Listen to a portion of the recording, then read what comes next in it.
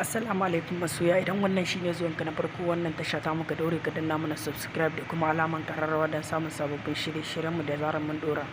Bashir Ahmad ya caccakawa da bidiyo magana bayan ya yada wani gajeren bidiyo da yake gajeren bidiyon waƙarsa. Bashir Ahmad ya yada hakan ne bayan Davido ya saki gajeren bidiyon waƙarsa a shafin shi. Sai shi kuma Bashir Ahmad inda mutanen suke sallah ya samo gajeren bidiyon ne a lokacin da mutane suke sallah, bayan suna cikin sallar kawai sai aka ga mutane sun barke da rawa da sunan wakar Davido.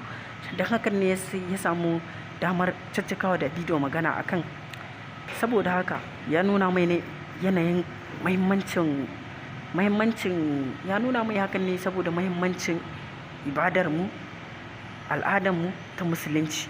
Ya nuna wannan abun ya ji hankalin mutane da dama, domin kuwa a cikin ibadar musulunci babu inda aka nuna wani yayi dawa a masallaci ko wurin da ake yin sallah. Saboda hakan ne Bashir ya caccakawa Davido magana akan wannan abun, saboda hakan ya ji hankalin mutane sosai. Ku ci gaba da tare da mu daga